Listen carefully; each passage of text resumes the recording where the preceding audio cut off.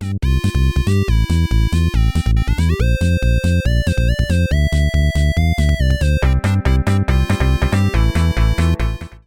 so in today's video we're going to be talking about the Assassin's Creed origin story, how it fits into the franchise and how it connects Odyssey to the story as well.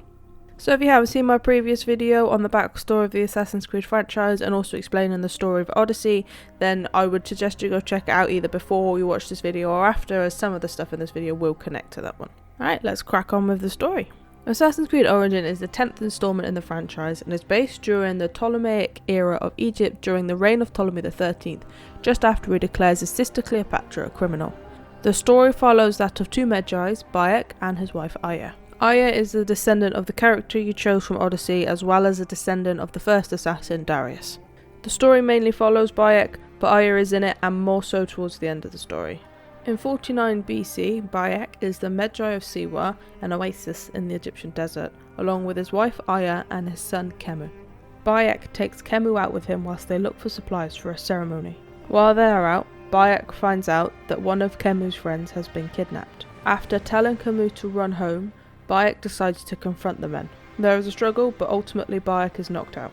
Bayek regains consciousness and is taken to a temple just outside of Siwa called the Temple of Amun, where he finds out that they have also kidnapped Khemu. They are confronted by 5 men in masks, who hand Khemu a golden orb and demand that they open the secret vault.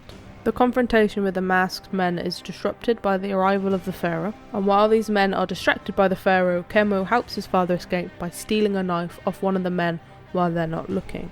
Bayek is in the middle of cutting himself loose when the men come back. There is more confrontation and Bayek says that he will help them. As one of the men get close, Bayek lunges to kill him with the knife that Khemu has stolen, and after a struggle, the man moves to the side, sending Bayek flying straight towards Khemu with the knife, accidentally stabbing his son in the chest and killing him.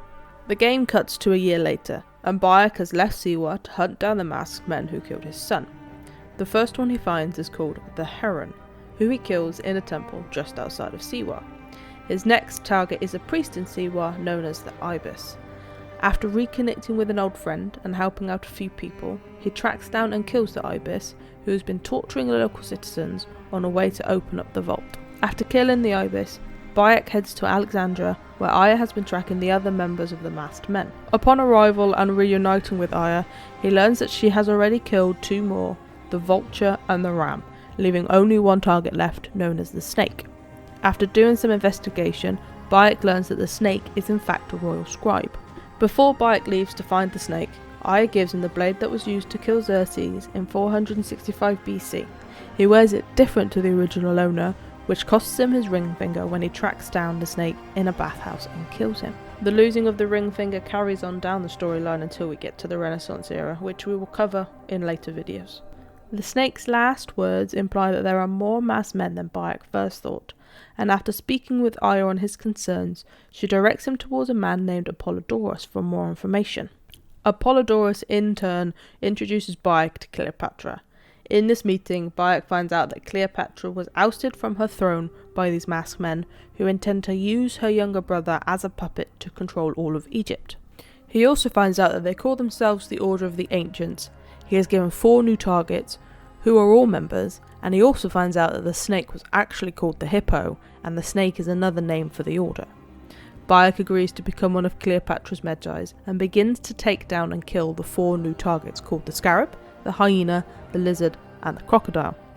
While Bayek is hunting down and killing the 4 new targets given to him by Cleopatra, Aya manages to convince Pompey the Great to side with Cleopatra. She also learns that there are even more members and sends a letter to Bayek explaining that some of the members are actually part of Ptolemy's royal guard. It is at this point that Bayek starts to question his mission, as he has started to feel that Cleopatra is using him to kill off those who were against her having the throne, but is persuaded by Aya that this is just not the case. Cleopatra's ally Pompey is killed by Lucius Septimus, who is also a member of the order known as the Jackal. This event causes Cleopatra to seek the aid of Julius Caesar, who is in meetings with her younger brother to come to some form of partnership. Bayek and Aya sneak Cleopatra into the palace in a rug for her to speak with Caesar, and she manages to convince him to support her instead of his brother. Bayek finds out that one of Ptolemy's regents is a member of the order called the Scorpion, and so tracks him down and kills him too. but is stopped from killing the jackal, who is pardoned by Caesar. After the fall of his court, Ptolemy XIII flees, and as he tries to cross the Nile, he is eaten by crocodiles. After Ptolemy is killed and the civil war ends, Cleopatra takes the throne as the ruler of Egypt. Her and Caesar form a partnership, with Septimus as his advisor. She also cuts ties with both Bayek and Aya. And with this act, Bayek and Aya and their supporters realise that Septimus has managed to convince Cleopatra and Caesar to align with the order. Bayek and Aya investigate the tomb of Alexander the Great after recalling that the order had great interest in the tomb. Upon arrival, they find a mortally wounded Apollodorus that tells them that Septimus and one of Caesar's lieutenants, Flavius, who is also the true leader of the order and known as the Lion, have the staff and the orb that were in Alexander the Great's tomb and are heading back to Siwa. Upon arrival of the vault in Siwa, they find it to be open and empty. Bayek ventures off to find Flavius, who he finds in Cyrene with an activated Apple of Eden, and is using it to control the population and hold them in thrall. After a long battle, Bayek kills Flavius and is finally able to avenge Kemu's death, and returns to Aya. In the time that Bayek has been gone, Aya has successfully recruited Brutus and Gaius. She plans to follow Caesar to Rome and kill him. Divided by the paths that they have taken, the blood they have spilled, and the loss of their child Kemu, Bayek and Aya decided to part ways, with Aya heading to Rome with Brutus and Gaius in pursuit of Caesar, and Bayek swearing to protect Egypt from the shadows. The first brotherhood is formed when they both swear to protect the world from the order. As they part ways on a beach, Bayek decides to depart with his eagle skull charm, which was Kemu's necklace.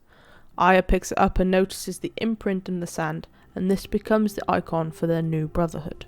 Aya travels to Rome with Brutus and Gaius, and upon arrival she wastes no time in hunting down and finding Septimus, who now owns the Staff of Eden. Although Septimus is heavily armoured, she does in fact manage to defeat and kill him, finally taking down the jackal. While Aya is tracking down Septimus, Brutus and Gaius recruit 40 senators, who were worried about Caesar's growing power after he appointed himself as dictator. After creating a plan with the co-conspirators, Aya proceeds to infiltrate the Rome Senate, in which Brutus, Gaius and the other co-conspirators proceed to stab Caesar, with Aya striking the final blow. Aya later meets up with Cleopatra and warns her that if she is not a fair ruler, she will be back to assassinate her too. After all this has happened, both Bayek and Aya, who is now calling herself Amunet, begin to recruit and train members for their brotherhoods both in Egypt and in Rome, allowing them to grow. Brutus and Gaius will eventually split from Aya and go to different parts of Italy and create their own creeds there, thus creating the first brotherhoods in Italy. And that is how Assassin's Creed Origin fits in with the story and also connects Assassin's Creed Odyssey to the Assassin's Creed story. It also gives you the collective use of the Hidden Blade and how it is embedded into the Assassin's Creed way of life. In the next video I will be covering the very first Assassin's Creed game, which came out in 2007. It's based in the Holy Land and it is about an assassin called Altair. And as always, don't forget to like or dislike this video. And if you want to hear more from myself and the guys at Respawning, don't forget to hit that subscribe button and also hit the bell notification icon so you can be notified when we upload new content. That's all from me. As always, I've been Kim, aka Toki Stark, and you've been amazing. See you in the next one.